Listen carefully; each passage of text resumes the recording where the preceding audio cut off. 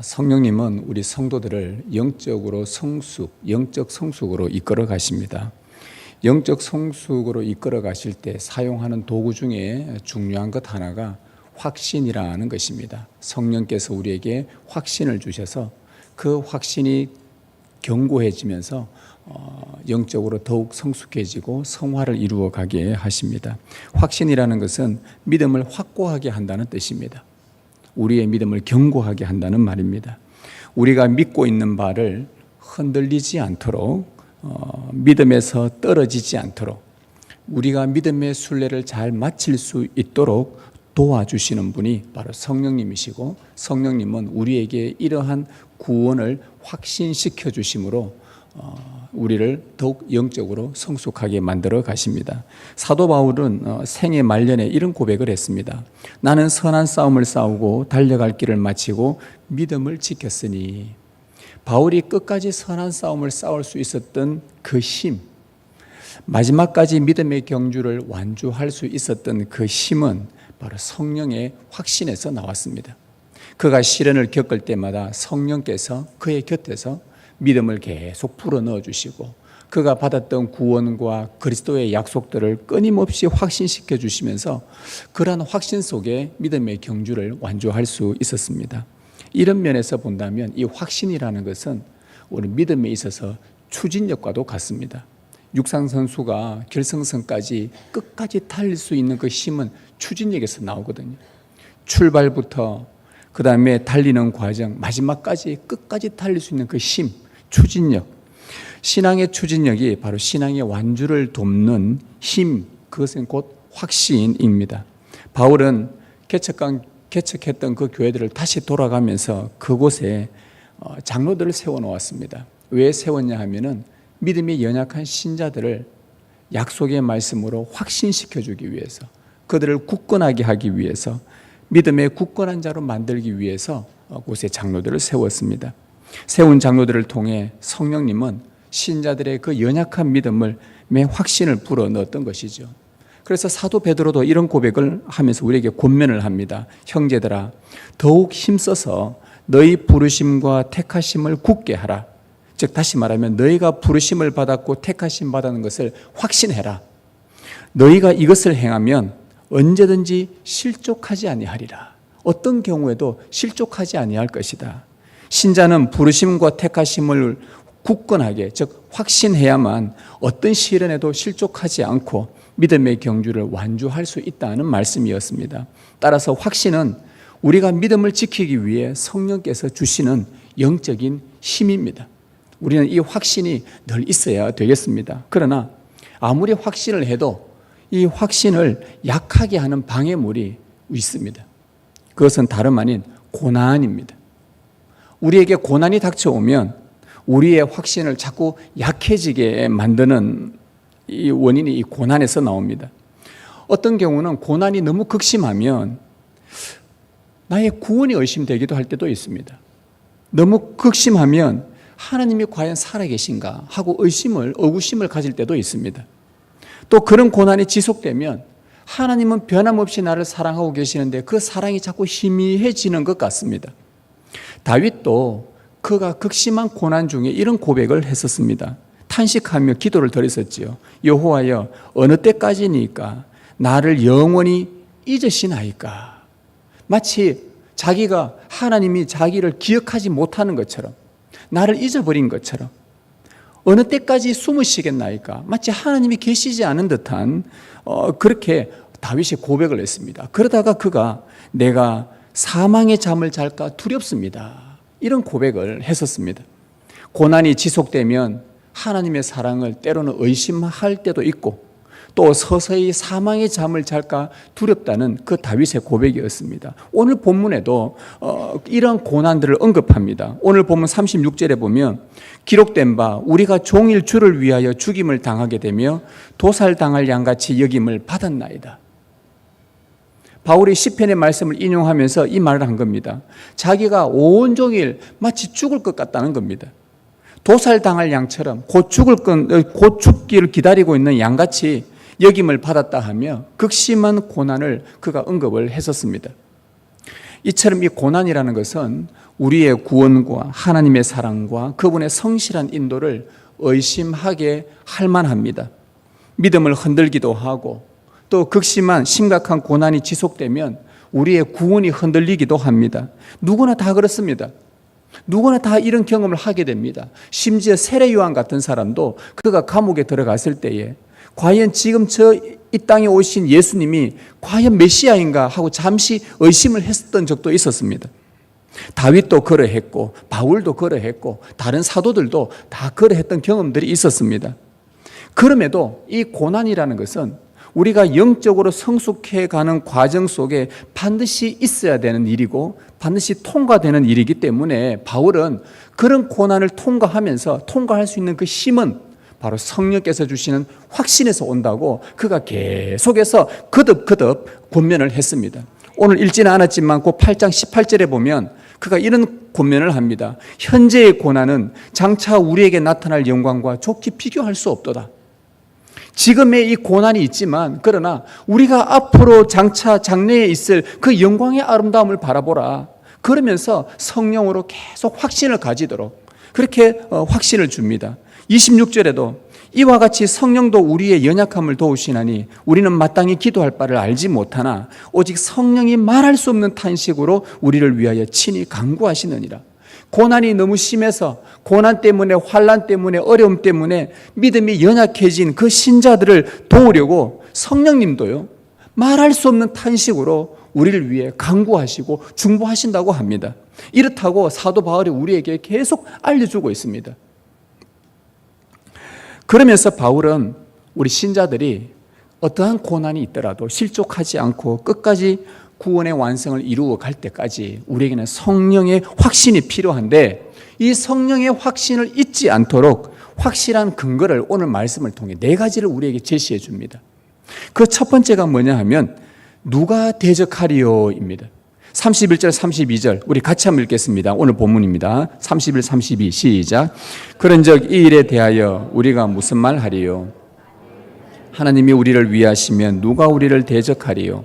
자기 아들을 아끼지 아니하시고 우리 모든 사람을 위하여 내주시니가 어찌 그 아들과 함께 모든 것을 우리에게 주시지 아니하겠느냐.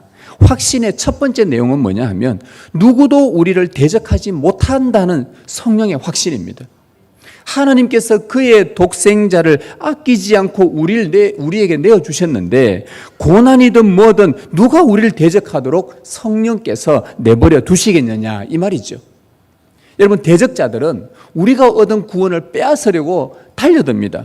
우리의 구원의 선물, 칭의와 믿음과 하나님의 자녀된 양자됨과 성화와 영화라는 이 구원의 언덕들, 너무나 아름다운 이 모든 구원의 선물들을 흔들고 또 빼앗으려고 달려듭니다. 하지만 하나님이 우리를 위하시기 때문에 하나님이 우리를 위하신다면 누가 너희를 대적하리요? 하나님이 우리를 위하시기 때문에 우리가 얻은 구원은 택한 백성들이 얻은 구원은 절대 빼앗기지 않습니다. 아니 그들이 빼앗지를 못합니다.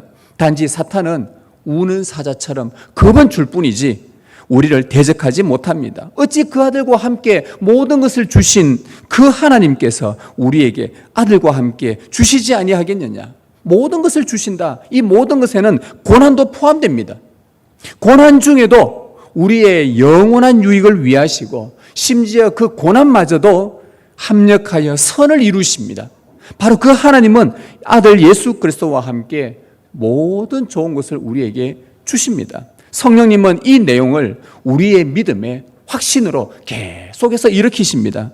고난 너머에 계신 우리 하나님과 누구도 우리를 대적하지 못한다는 이 약속의 말씀을 여러분 믿음의 눈으로 확신하며 끝까지 이 약속의 말씀을 붙드시고 바라보십시다. 그럴 때에 성령님은 우리에게 흔들리지 않는 확신을 계속 주실 것입니다. 두 번째는요, 누가 고발하리요입니다. 33절 같이 읽습니다. 누가 능히 하나님께서 택하신 자들을 고발하리요? 의롭다 하신 이는 하나님이시니. 확신의 두 번째 내용은요, 누구도 우리를 고발하지 못한다는 성령의 확신입니다. 누구도 우리를 고발하지 못한다. 하나님께서 택한 자를 의롭다고 하시는데, 하나님이 의롭다고 하시는데 누가 그 택자를 불의하다고 고발하겠느냐 이 말입니다. 여러분, 택한 백성들, 하나님이 영원전에 창세전에 택한 자들 하나님의 구원으로 인도됩니다. 그러나 택한 백성도 죄가 있습니다. 반드시 죄가 있습니다. 죄를 해결받아야만 합니다. 죄 문제 해결을 위해 우리 하나님은 의로우신 그리스도를 십자가에 내어주셨습니다. 하나님은 의로우신 그리스도를 믿게 하셔서 의롭지 않은 우리를 의롭다고 여겨주셨습니다. 이것이 로마서 앞부분에 3장과 5장에 나오는 내용입니다. 하나님이 의로우신 그리스도를 믿게 하셔서 우리를 의롭다고 여겨주십니다. 경건하지 않은 우리들을 그리스도의 의로 말미암아 너는 의롭다라고 말씀해 주셨습니다. 믿음이 없는 우리에게 그리스도를 믿게 하셔서 그 믿음으로 의롭게 하여 하나님과 완전한 화평을 누리게 하셨습니다. 이처럼 하나님께서 의로우신 그리스도로 말미암아 우리를 의롭다라고 여겨주셨는데 누가 우리를 불의하다고 고발합니까? 물론 우리가 범죄를 하고 나면, 우리가 죄를 짓고 나면 혹 하나님이 나를 버리지 않으실까? 여러분이 생각하기에 좀 더 심각한 죄를 범했다. 아니, 이거는 정말 내가 말로 표현할 수 없는데 너무 심각한 죄를 범했다. 그렇다고 한다면 혹 하나님이 나를 용서하지 않으면 어떡할까? 그런 의심이 생기기도 합니다. 두려움이 생기기도 합니다. 그러나 사탄은 이러한 의심과 두려움을 이용하여 우리를 시험에 빠뜨리게 하죠. 그러나 여러분, 하나님의 약속을 신뢰하십시오. 우리는 불의하지만 하나님은 의로우십니다. 우리는 언약에 불신실할 때가 너무나 많지만 그러나 하나님은 언약에 신실하십니다. 우리의 선한 행위는 하나님 앞에 더러운 옷과 같지만 하나님은 우리를 그럼에도 의롭다고 여겨주십니다. 왜요? 이유는 단 하나입니다. 우리가 택함 받았기 때문입니다. 택함 받았기 때문에 의로우신 하나님은 불의한 우리임에도 불구하고 우리를 의롭다고 하시고 또 충분히 우리를 의롭다 하시면서 완전히 의로우신 그리스도를 우리에게 주셨습니다. 이것이 사탄이 우리의 불의를 아무리 고발한다 해도 너희 죄지었잖아, 너 불의하다, 너는 하나님이 용서 못해, 너는 하나님 나라에 갈 수 없어, 너는 하나님의 자녀라는 게 왜 이렇게 살아, 너는 하나님의 자녀가 될 수 없어, 하나님이 널 용서하지 않을 거야. 사탄이 우리를 이렇게 우리의 불의를 고발해도요, 우리가 무너지지 않는 것은 우리 안에 성령께서 이 약속의 말씀으로 확신하는 겁니다. 그래, 나는 택한 백성이지. 그래서 때로는 우리의 범죄로 사단이 여러분의 마음을 흔들며 고발하겠지만 그럴 때마다 의롭게 여기시려고 십자가에 달리신, 십자가에 그리스도를 내어주신 의로우신 그리스도, 그 주님을 바라보라고, 앙망하라고 우리에게 말씀은 계속해서 우리에게 권면을 합니다. 그리고 혹 우리가 죄를 지었다고 한다면 하나님이 나를 의롭다 여기시는데 죄 지을 수도 있지. 그게 아니라 우리가 죄를 지었다고 한다면 하나님 앞에 진실로 회개해야 됩니다.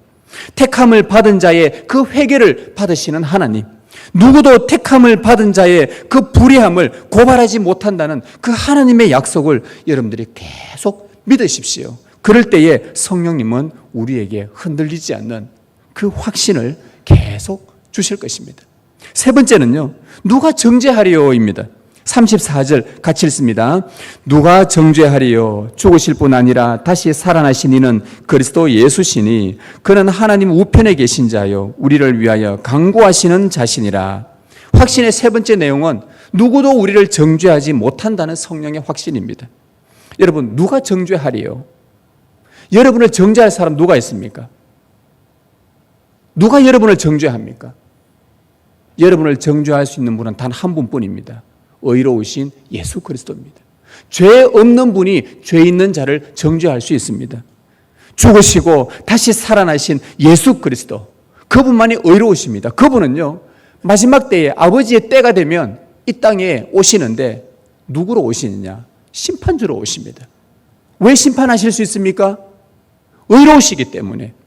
아버지께서 심판의 권한을 아들 예수님께 다 위임하셨습니다. 하늘과 땅의 모든 권세를 내게 주셨으니 산자와 죽은 자를 심판하러 오시리라. 예수 그리스도는 사람들의 은밀한 것을 심판하시느니라. 이 세상에 인간으로 태어났다면 아담부터 시작해서 이상의 지구상에 사람으로 태어난 모든 자는 마지막에는 그리스도의 심판대 앞에 서게 됩니다. 하지만 바울은 심판대 앞에 서서 의로우신 하나님 앞에 죄인들이 서면 부들부들 떨고 두려워서 정죄받고 형을 받을까 모두가 두려워 떨 때에 사도 바울은 우리에게 소망을 전해줍니다. 예수 그리스도는 우리가 정죄받지 않도록 십자가에 죽으시고 다시 살아나셨다고 우리에게 전해주십니다. 우리의 죄값을 치렀다고 정해주십니다. 지금은 하나님 우편에서 우리를 환영할 날을 기다리면서 고대하면서 우리를 위해 중보하신다고 바울이 전해줍니다. 예수님은 우리를 정죄하기 위해서 심판대 앞에 서신 것이 아니라 우리를 변호하기 위해서 심판대 앞에 서 계십니다. 최후의 심판대, 이 땅에서 우리가 참 불의한 자고 죄 많은 자였지만, 아니 그냥 그 자체로 죄 덩어리지만 예수 그리스도의 은혜로 말미암아 그분의 믿음으로 죄 용서받았다는 그 이유로, 택한 백성이라는 그 이유로 최후의 심판대, 그분의 심판대 앞에 서면 여러분 예수님께서 여러분을 정죄하실 것 같습니까? 바울은 말합니다.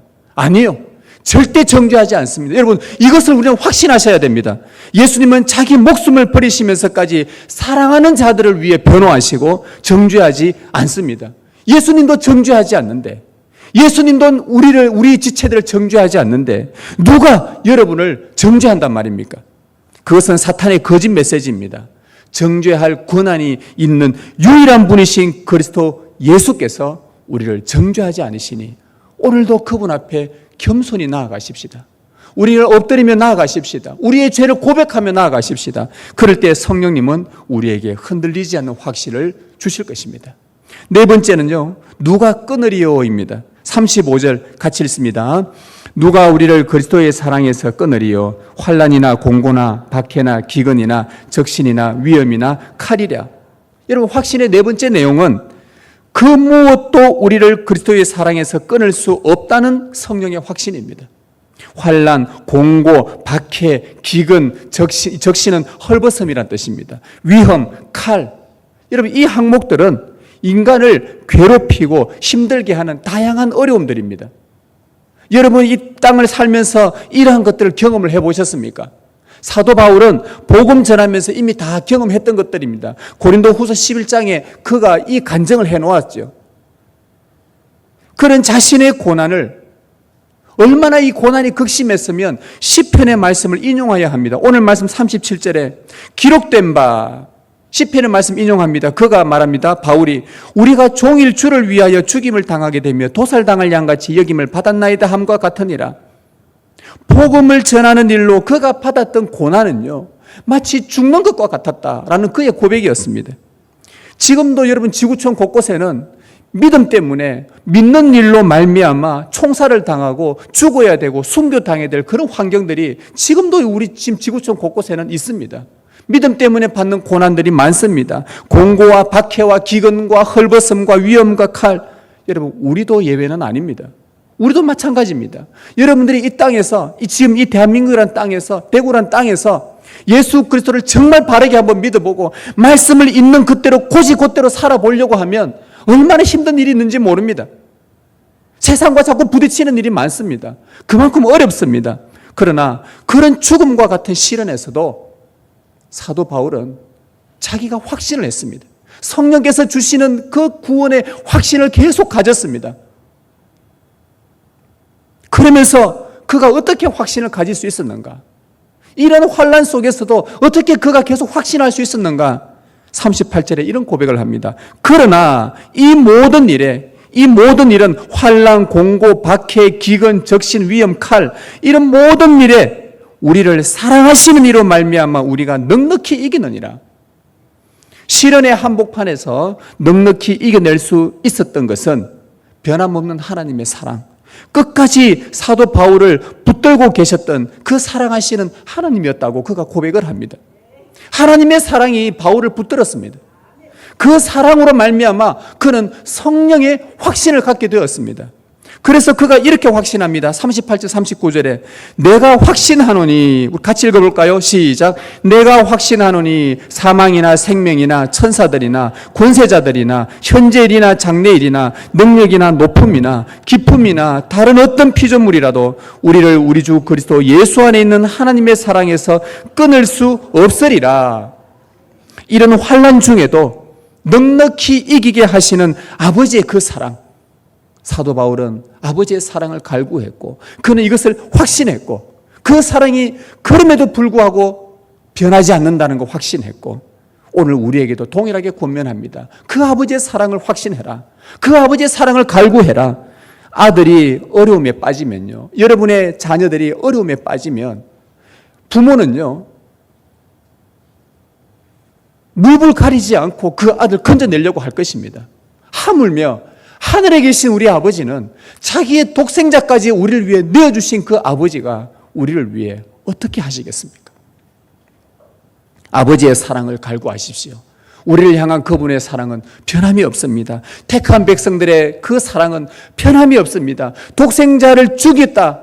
그리고 우리를 살렸다. 우리를 살리기 위해 독생자를 죽였다.